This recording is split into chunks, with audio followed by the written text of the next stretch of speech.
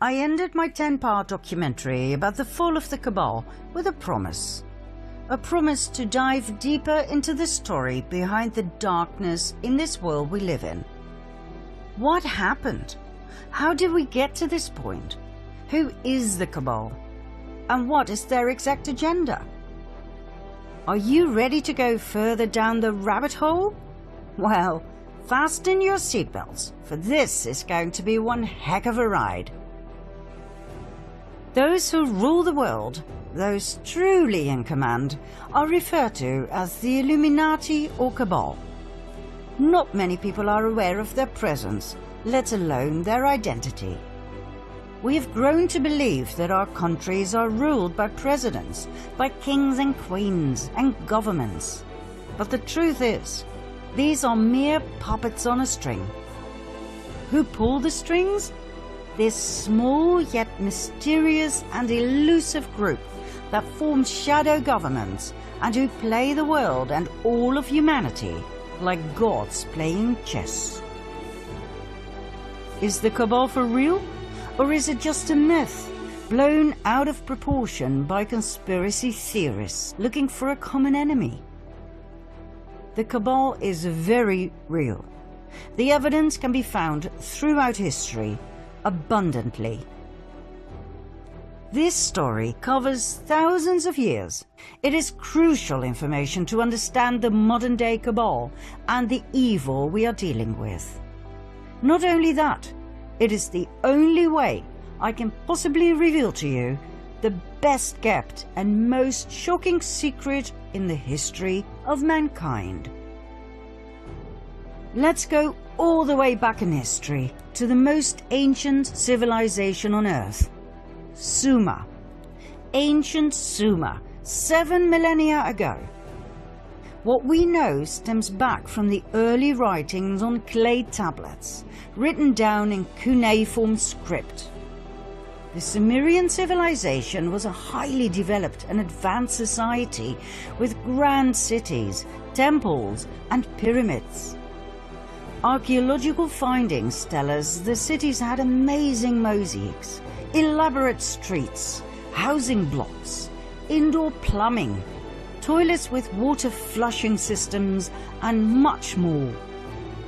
The temple of Inanna at the ancient city of Uruk still baffles us today with its splendor, its vibrant colors and depictions of strange animal creatures. Inanna was the ancient Sumerian goddess associated with love, beauty, sex, war, and political power. She was later worshipped by the Akkadians, Babylonians, and Assyrians under the name of Ishtar or Asherah.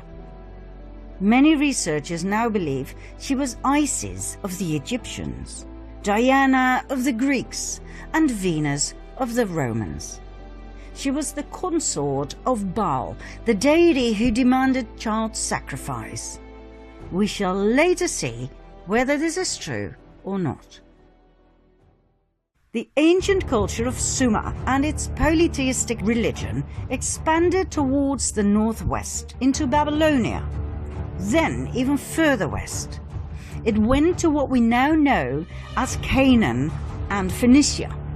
More about this group later. There was a second group. They went further north, all the way to the region we now call Ukraine and southern Russia, between the Black Sea and the Caspian Sea. There they took on the name Khazars and called their new homeland the Kingdom of Khazaria after their ancestors. Joseph Chagam, king of the Khazars, explained in a letter to the foreign secretary of the Caliph of Cordoba, Hasdai ibn Chaprut, that his people were direct descendants from Japheth, son of Noah. Khazaria was right at the center of the northwestern Silk Road. Merchants who traveled through Khazaria had to pay toll, a lucrative way to swell the coffers of the kingdom. The Khazars were different than the peoples from the surrounding countries. They were described as thieves and spies. They were said to be lawless people who lived a life of sin, of sexual extremities, and of cruelty. They would murder travelers from other countries and adopt their identity. They were masters of deceit. And, last but not least, they were said to worship Baal, also referred to as Moloch, a representation of Lucifer that demanded child sacrifice. In return, Baal was said to reward them with riches, with fame and fortune. The neighboring countries despised them. They hated their sacrificial rituals in which they threw babies into the flames or cut them open to drink their blood and eat their flesh, claiming it gave them incredible power and energy and eternal youth. Urged by these surrounding peoples, the Russian ruler knew he had to do something. In the year 600, he warned their king, Bulan, that their Luciferian practices had to end. He told him they had to convert to either Judaism, Christianity, or Islam. The choice was his. Bulan chose Judaism. But he did not really convert. He merely took elements from Judaism and forged them into his own Luciferian belief. King Bulan and his people lived on and prospered. Nothing much had changed, except for the fact that for outsiders they now called themselves Judeans, which they were not. Mind you, the name Jew wasn't invented until the 18th century. 4 centuries went by. In 965 AD, the Russian ruler, Grand Prince of Kiev, Sviatoslav I, felt they had gone too far with their continued devil-worshipping and child sacrifice. He decided to wipe them out. But the Khazars had their spies everywhere, and the Russian cunning plan was brought to the ears of the Khazarian king, who, just in time, fled the country with his 25 wives and 60 concubines, all of the nobility, plus an enormous amount of gold and silver. The entire exodus of royalty and nobility went via Hungary to Poland, then from Germany southward to France and Spain. Everywhere they went, some were left behind. In order to reveal their true identity, they called themselves Ashkenazi Judeans, knowing very well that their new home countries would not exactly be eagerly awaiting Luciferian Khazars. Ashkenaz, by the way, was the name of a region they inhabited during their migration from Sumer to Babylonia to the Caucasus. Like all regions at that time, this one too was called after the descendants of Noah. Ashkenaz being a grandson of Japheth and great-grandson of Noah. Now don't worry, you don't have to remember any of this. We just need to tell you from a historical point of view. It does explain a lot though, as Japheth, son of Noah, had 2 grandsons, Ashkenaz and Togarma, who became arch-enemies according to rabbinic literature. Now the people we are dealing with here descended from Togarma, yet they adopted the name of their arch-enemy, Ashkenaz. Why? We will soon find out. Just remember this, it was all by design. The Ashkenazim settled in their new homelands and swore to rebuild their empire. In no time, they built up an empire of wealth and influence. After all, they were the royalty and nobility of the ancient bloodlines of Sumer and Babylonia. They had the startup capital, so to speak. They swore to take revenge on Russia, the country they had been expelled from. Their revenge also stretched out to the Jews, as in the original people from Judea. Why? Because back in the time of Princess Jezebel, during a situation in which 2 deities were challenged, they chose Yahweh over Baal. That was their death sentence, as the Khazari and Ashkenazim would never forget nor forgive. Within a few years after they had settled in Europe, they formed an absolute master plan. A plan so big, so intelligent, and so evil, it would change the fate of the world forever. One of the Khazarian families that had joined the exodus from Khazaria was the Rothschild family.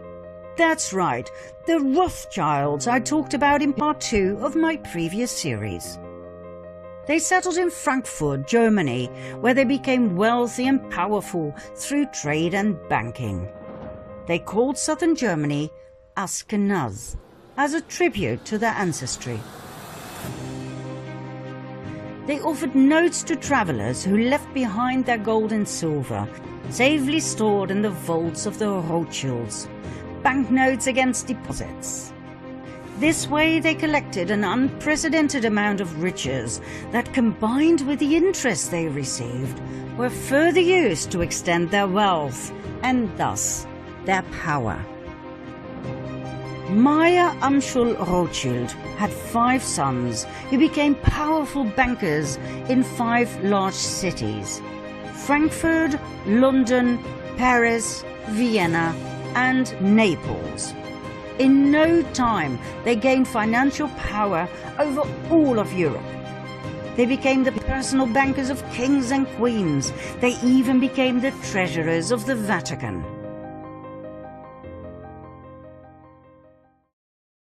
Before we continue with an event in the 18th century that has been deliberately erased from our history books, we have to pause this storyline and go back to the early Middle Ages for a second storyline. The two will meet during this 18th century event, and when they do, things will fall into place, I promise. We'll start in the age of the Crusades.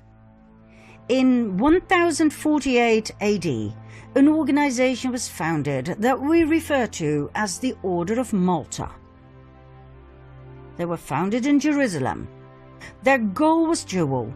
One arm of the order ran a hospital in the Holy Land to tend to Christian pilgrims. The other arm was military, tasked by Rome to protect Christians against the local Muslim population.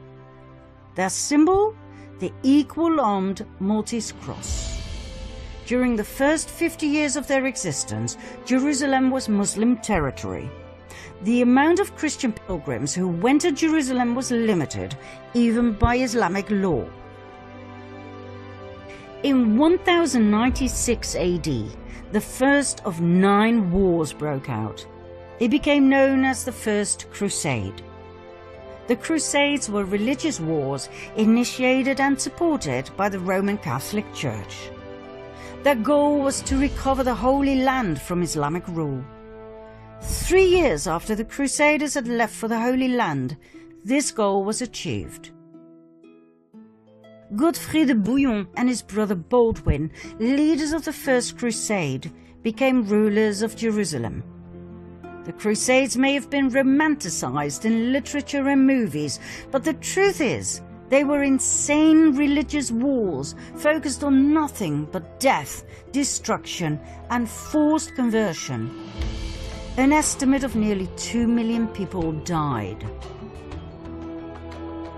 In 1118, a French knight by the name of Hugh de Payan founded a military order together with 8 relatives and friends. They called the order the Poor Knights of the Temple of King Solomon, later known as the Knights Templar. This order sprang forth from a secret society called the Prieuré de Sion, the Priory of Zion, an order that, by the way, is still alive and active today. With the support of the King of Jerusalem, the Knights Templar set up headquarters on the sacred Temple Mount. Their official goal was to protect pilgrims on the way from Europe to Jerusalem. In and of itself, this is fascinating. 9 knights were officially appointed to protect Christian pilgrims over a distance of 4,000 to 5,000 kilometers. God only knows how they did it.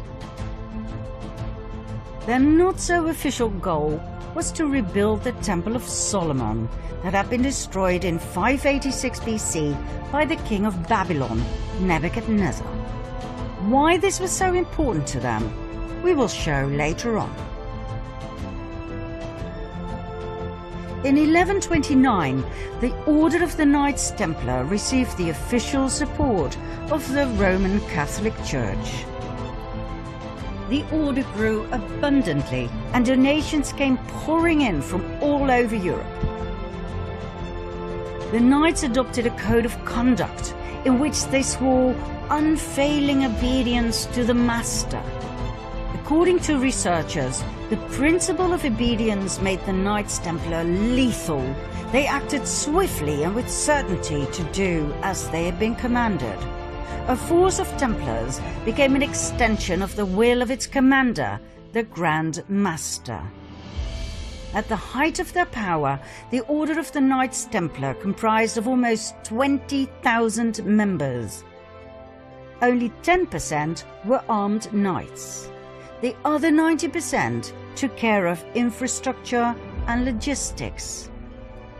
Even though the knights had sworn to a life of poverty, the order was excessively rich, owning large plots of lands, farms, vineyards, mills, horses, arms, equipment, the island of Cyprus, and an impressive fleet of ships. All the way from Europe to Jerusalem, in every city, they had monasteries, castles, churches, universities. They were so powerful they did not need to obey local laws. They could pass freely across all borders. They didn't have to pay taxes, and they were exempt from all authority except that of the Pope. Furthermore, everything they took from the Muslim population that they subjugated and murdered on their way was given to the order. Did they have these privileges in writing? Oh yes, Pope Innocent II took care of everything by signing the papal bull Omne Datum Optimum in 1139. All the order had to do was swear obedience and allegiance to the Pope. There was one area, though, in which the Templars truly excelled: banking. They had a network of banks in many countries that enabled pilgrims to deposit assets in their home countries and withdraw funds in the Holy Land. By the 13th century, the Templars had become such competent and trusted bankers that European kings and nobles who embarked on crusades to the Holy Land often forwarded large cash sums to the Templars that could be withdrawn later so they could pay their armies. The Templars even gave out loans to rulers. They excelled in everything they did, for which they were overloaded with donations, gifts, fame and fortune. However, in the early 14th century, the Knights Templar met their final destiny: King Philip IV of France. This man was heavily indebted by the order. When he asked for even more loans, the order refused. King Philip decided it was time for the Knights Templar to meet their maker. On Friday the 13th of October 1307, a multitude of knights were arrested, including their Grand Master, Jacques de Molay. After years of imprisonment, he and many others were burned at the stake. Medieval documents state that Molay called out a curse over the king and the Pope, Clement V, who had failed to protect them against the wrath of the king, and who had even dissolved the order through his papal bull, Fox in Excelso. Although the Pope dissolved the order, he did not formally condemn it, which would have been normal in those days. 1 month later, Pope Clement died. 8 months later, King Philip died.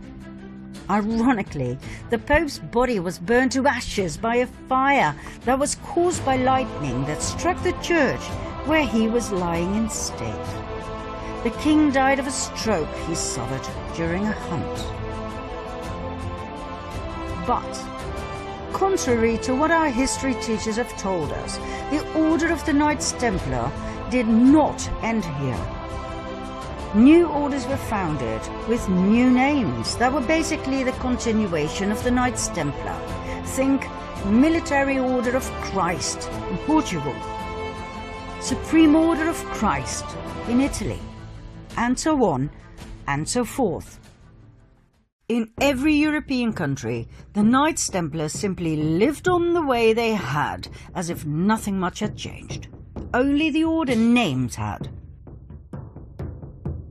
The Order of the Rosicrucians appeared, founded by Christian Rosenkreuz, a German aristocrat. Was it connected to the Knights Templar? Absolutely. The sign of the equal-armed cross of the Knights Templar was combined with a rose. It can be found in medieval churches across France, Spain and Portugal. Yet another secret order was founded in 1534. 2 centuries, 2 decades and 2 years after the official dissolution of the Order of the Knights Templar, the Jesuit Order.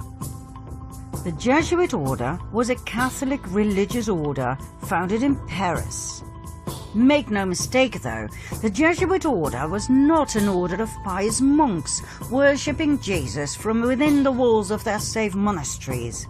It was a military order of extremists who had sworn an oath of absolute submission and obedience to the Pope and to their superior general. Let's have a look at their initiation oath. I declare that I have no opinion or will of myself, but without hesitation I will obey every command I receive from my superiors in the Pope's and Jesus Christ's militia. I promise further and declare that when the opportunity arises, I will conduct a ruthless war, secretly or publicly, against all heretics, Protestants and liberals, as I am instructed to do, to exterminate and destroy them of the whole earth, and that I will not spare age, sex or class, and that I will hang up, burn, boil, cook, peel, strangle, and bury these shameful heretics, rip the stomachs and wombs of their wives, and crush the heads of their children against the wall, for the purpose to destroy their horrible race forever. If this cannot be done openly, I will secretly administer the cup with poison, the strangling rope, the steel of the dagger, or the leaden bullet, regardless of the honor, rank, dignity, or authority of the person or persons, as I will at any time be instructed by an agent of the Pope or superior of the Brotherhood of the Holy Faith of the Order of Jesuits. In confirmation of which I hereby dedicate my life, my soul, and all of my corporal powers, and with this dagger which I now receive, I will subscribe my name written in my own blood, in testimony thereof. And should I prove false or weaken in my determination, may my brethren and fellow soldiers of the militia of the Pope cut off my hands and my feet, and my throat from ear to ear, my belly opened, and sulphur burned therein, with all the punishment that can be inflicted upon me on earth, and my soul be tortured by demons in an eternal hell forever. Not exactly what you would expect from an order of Jesus, right? Mind you, when we refer to the Jesuit order in relationship to the Cabal, we are not talking about the lower segments of the order. I personally know of Jesuit priests who are wonderful human beings and who've brought a lot of beauty and wisdom into this world. What we're referring to here is the top of the pyramid, the absolute elite of the order, better known as the Jesuit Council. Documents from the Golden Age show us that the Jesuit order grew into an extremely powerful group of men. Their influence went far beyond the religious world. It stretched all the way into the secular. They infiltrated the old Masonic lodges. The Masons were skilled tradesmen in the construction trade. They worked with their hands. They worked hard, physical labor. The infiltrated Jesuits were allowed to join because of their contributions in the area of architecture, science and arts. They were called the Free and Accepted Masons, hence the name Freemasons. The Freemasons were wealthy men with a special knowledge of architecture. It is known that they were especially interested in the Temple of Solomon, just like the Knights Templar. Furthermore, they were focused on the preservation of esoteric knowledge, for instance about the Kabbalah. The fascination with the Temple of Solomon is not the only link between the Freemasons and the Knights Templar. Even today, the York Rite administers 3 orders of Masonry, one of which is the Knights Templar. The Knights Templar of the York Rite is a military branch of the Freemasons, just like the medieval order of the Knights Templar. They both have the symbol of the equal-armed Red Cross. So, in short, the Freemasons were a highly secretive group of powerful Jesuits who had infiltrated the countless Masonic lodges across the world. They founded their own umbrella lodge in 1717, the Premier Grand Lodge of England, and that would turn out to be their salvation. What happened? The Jesuits had become way too powerful to the liking of 80 heads of states worldwide who obviously felt threatened by the powerful order. They banned the order and put pressure on the Pope, Clement XIV, to do the same. In 1773, the Pope succumbed to their demand. He promulgated the Dominus Ac Redemptor, the Bull of Extinction, that put an end to the Jesuit order. It seems indeed history repeated itself. But guess what? It didn't end there. Just like the Knights Templar before them, they continued using another name. In this case, the Freemasons. 1 year after his betrayal of the Jesuits, Pope Clement was murdered by poisoning. Just like the Luciferian Khazars, the Jesuits too, and their predecessors like the Knights Templar, had a taste for revenge. Now, we promised that our 2 storylines would come together at an historical event that would massively impact the world. We have finally reached that point. Do you want to know what happened? Follow me to part 2.